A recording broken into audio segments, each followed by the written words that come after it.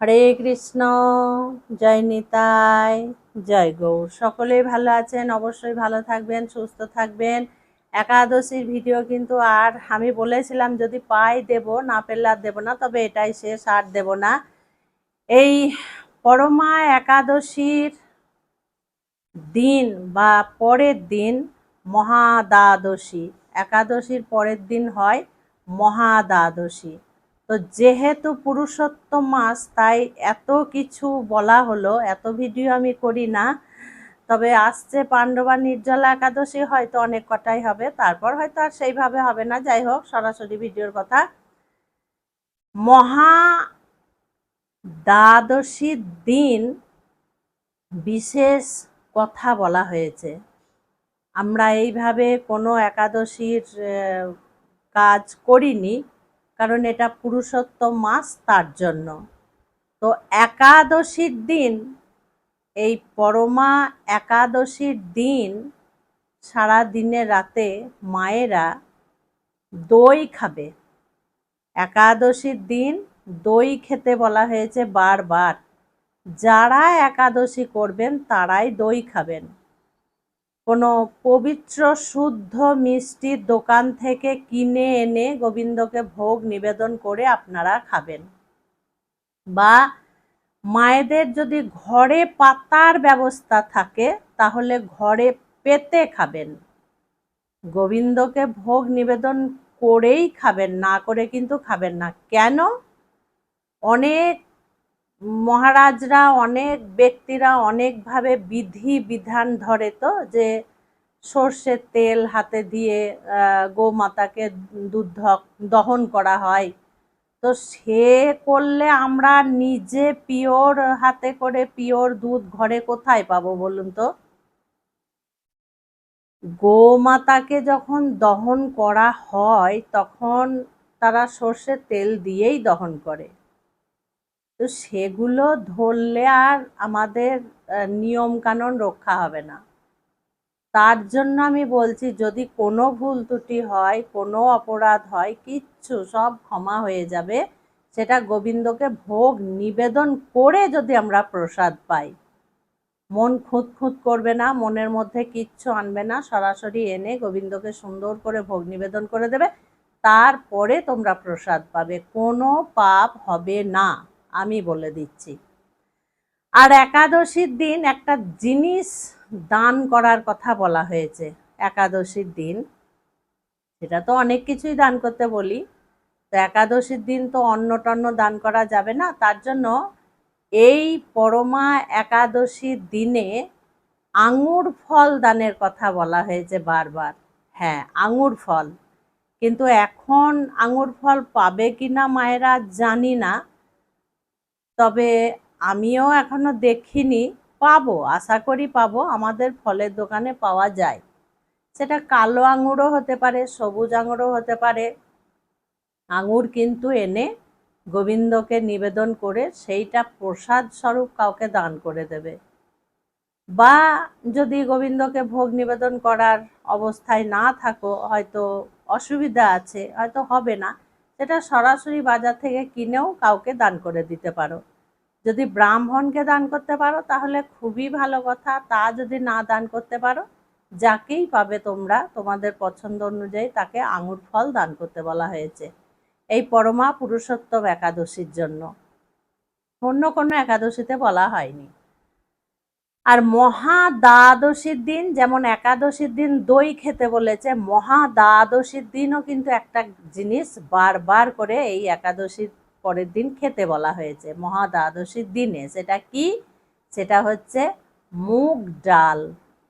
মায়েরা বলবে যে সবার ঘরেই হয়, আমি জানি সবার ঘরেই হয়।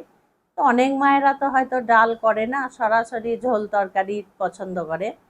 তো মুগের ডাল বারবার খেতে বলা হয়েছে।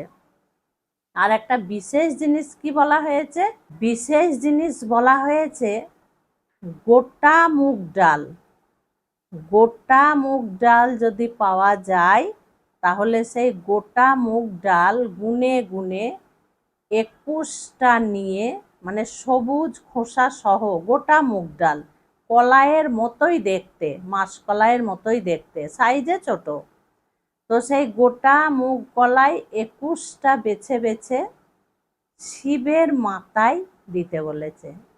21টা মুগের ডাল, মানে গোটা মুগ যাকে বলে, 21টা গোটা মুগ বেছে নিয়ে শিবের মাথায় দেওয়ার কথা বলা হয়েছে। তারপরে জল ঢালতে বলা হয়েছে। তারপরে নিজেদেরকে খেতে বলেছে মুগের ডাল।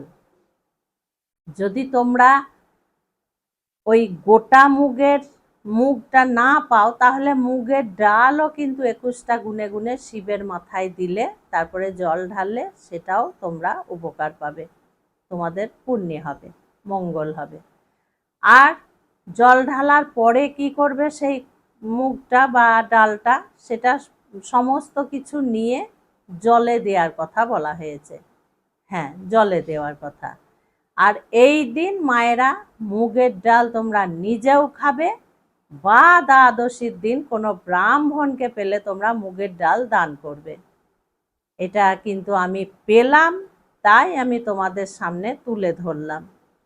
আমি নিজে তো করবই, আমার সন্তানরা যাতে কেউ বাদ না যায়, বা আমার ভিডিও যারা দেখেন তারা যাতে বাদ না পড়েন, তার জন্য আমার এই ভিডিওটা তাড়াতাড়ি করে দেওয়া। পুরুষোত্তম মাসের একাদশী তো, যার জন্য এত কিছু বিধিবিধানের কথা বলা হয়েছে। আচ্ছা, 33টা দীপদানের কথা আমাকে এক মা বলছিল ফোন করে। হ্যাঁ, 33টা দীপদানের কথা বলা হয়েছে, কিন্তু আমি সংক্ষেপে 9টা বলেছি। 9টা দিতেই হবে। যদি 33টা না দিতে পারেন কেউ, যদি ছোট্ট এইটুকুটুকু মাটির প্রদীপ যদি পান আপনারা, তাহলে 33টা দিতে পারেন। একদিনে দিলে খুব সুন্দর হয়। থালাতে সাজিয়ে নিয়ে ভগবানকে আরতি করে ভগবানের সামনে রেখে, তারপরে হয়তো 5টা কি 7টা তুলসী মহারানীকে দিলেন, ভগবানের সামনে রেখে দিলেন। আর যে মায়েরা প্রত্যেক দিন তুলসী কাষ্ঠ দিয়ে আরতি করছেন, তাদের আর কিছু লাগবে না। 33টা বলুন বা 100টা বলুন, কোনো দরকার নেই। আমরা তো 1000 গুণ ফল এমনিতেই পাবো, 1000 দীপদানের সমান আমাদের হয়ে যাচ্ছে। আমরা তুলসী কাষ্ঠ দিয়ে যেহেতু প্রত্যেক দিন গোবিন্দকে আরতি করছি, কাজেই মায়েরা 33টা প্রদীপ জ্বালাতে পারলাম না, মন খারাপ, এসবের কোনো ব্যাপার নেই। যেমন পারবেন তেমনিই দেবেন। দীপদানের কথা বলা হয়েছে, দীপদান করলেই ফল পাবেন। তো অবশ্যই এই একাদশীর দিন আঙুর দান করবেন এবং দই খাবেন। আর মহাদ্বাদশীর দিন আপনারা মুগ ভগবান ভোলেনাথের মাথায় চড়াবেন। তারপরে আপনারা নিজেও মুগের ডাল খাবেন। যদি কোনো ব্রাহ্মণকে পান, অবশ্যই মুগের ডাল দান করবেন। যদি ব্রাহ্মণ বাদ দিয়ে অন্য কাউকে দিই মা, তাহলে হবে না? হ্যাঁ, অবশ্যই হবে, হতেই হবে, কেন হবে না? দানের কথা যেহেতু বলা হয়েছে, যে কাউকে দান করলেই হবে। ব্রাহ্মণ হলে একটু ভালো হয়, ব্রাহ্মণ না হলে যে কেউ তোমাদের পছন্দের কাউকে তোমরা তোমাদের সাধ্য অনুযায়ী 200, 100, 250, 500, 1 কেজি, যে যা পারবে তোমরা অবশ্যই দান করবে। খুব ভালো থাকবে, সুস্থ থাকবে, প্রত্যেকটা ভিডিও দেখতে থাকবে। আজকে আসছি। হরে কৃষ্ণ, জয় নিতাই, জয় গৌর।